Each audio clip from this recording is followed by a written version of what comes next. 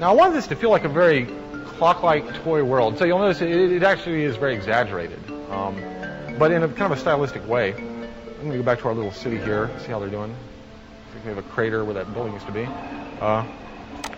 In the vehicle editor, there's one more slot that over time we could eventually unlock as we're playing through the game. We started with ground vehicles, water, air, underwater, and at this point, I can now buy what we call the UFO. And I'm just going to buy a stock one. I could have brought this in the vehicle editor as well. Now, this basically becomes your Swiss Army knife at this point. This becomes the representation of all your kind of tools and abilities in the game. This guy is very fast, very mobile. He can go anywhere on the planet in no time at all. Now, there was another landmark that really kind of inspired me at this level. Just a little short side story here. There was this show I used to watch as a kid all the time. It was called The Mutual of Omaha's Wildlife Kingdom. How many of you saw that show? Oh, yeah. So it had Marlon Perkins and this other dude, I forgot his name. But they would go around, every episode was them saving some wild endangered animal, or studying it or something. But what I loved about the show was that every week almost, the way that they chose to solve the problem, their environmental problem, almost always involved a high-powered tranquilizer gun and a helicopter. And so I'd watch the whole show just for the scene at the end where the guy's in the helicopter hanging out, trying to get, going through the herd, nabbing the guy. So that was something that I really wanted with my UFO here. And so the UFO really, one of the things it is, it's a content creation tool. So I can go around looking for something. Let's see. Oh, these are the guys that were beating up on us way back. Now it's time for us to get our revenge. Okay, if I can get over to him. This is a little tricky. Whoa, got him. Yes. So here, this is basically a little abduction beam, and that guy's too fast for me. Oh, I don't want to tank. No way. I can get that guy. Oh, man, they're hard to get. Well, I guess one will do. So I can use this to go around the world sucking up content. And as you might have guessed, I can also use my UFO to kind of go further out, and further out, and further out, and further out, and further out.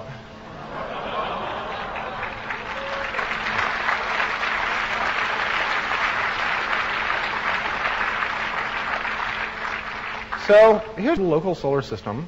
A few comets, there's our sun. We have hot planets near the sun. This is our home planet that we actually evolved on.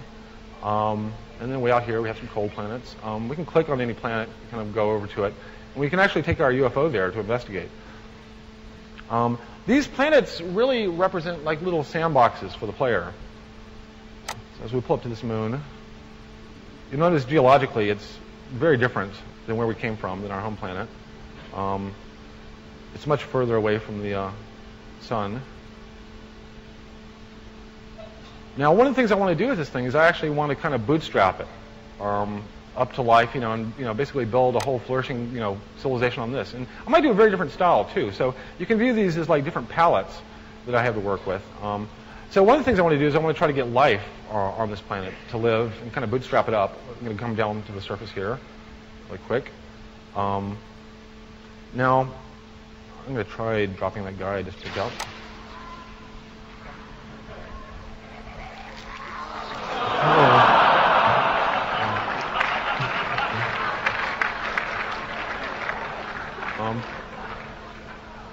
Can anybody tell me why that happened? If we can bring up the volume a little bit on this machine. Yeah, that's good. So we had a little problem there, and we have no atmosphere. Okay. So what we really want to do is we want to make this world livable. Now, at this level, another one of my kind of landmarks was an old thing called Kid Pigs. How many of you played Kid Pigs? I wanted this to feel like Kid Pigs, basically. What I loved about Kid Pigs is you had all these cool, weird, wacky, creative tools, and they were always out of your control. I mean, you always did these unexpected, oops, I didn't mean to do that type of thing. And I wanted the terraforming to kind of feel like that as well. So I'll pick one of my terraforming tools. And these are things that you earn for the UFO. You were actually increasing your UFO's ability over time, and there are lots and lots of tools and different ladders. So we'll fire a little volcano tool. And so this is actually sculpting the surface of the planet directly. And pumping atmosphere in there.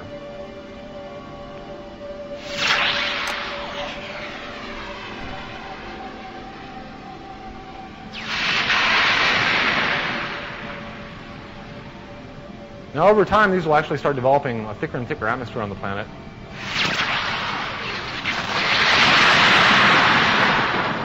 But in the meantime, I can actually start building colonies here, even while I'm waiting for that. So, pick a spot, zoom in. When I build a colony now, at this point, I get kind of the style that I had on my home world.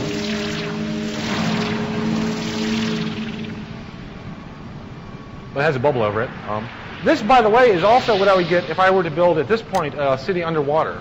So at this point, this level of technology, I can start colonizing the oceans on my home planet, and they would have bubbles as well.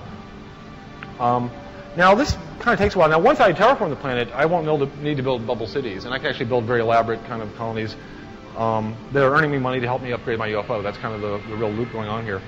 We have a little cheat here. You know, this is at the very high levels of the game. You'll eventually be able to afford the what we call the Genesis device. So this will very rapidly, if you notice the ground texture,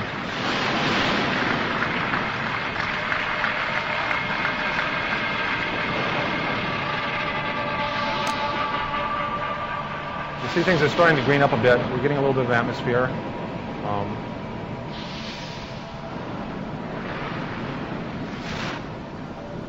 As the storm clouds pull back a bit. So we are actually trying to bootstrap up the atmosphere, and then there's the biosphere score. So once you get a little bit of an atmosphere, you start then bringing in plants, probably that you've harvested from your home planet, and then you can actually start living there. So it's like a kind of a three-way colonization game, terraforming game. But really, we want players to be extremely creative, kind of with what they build here. So let's pull away from this guy. So now it's kind of green. That's a happy little place. Now our guy's there.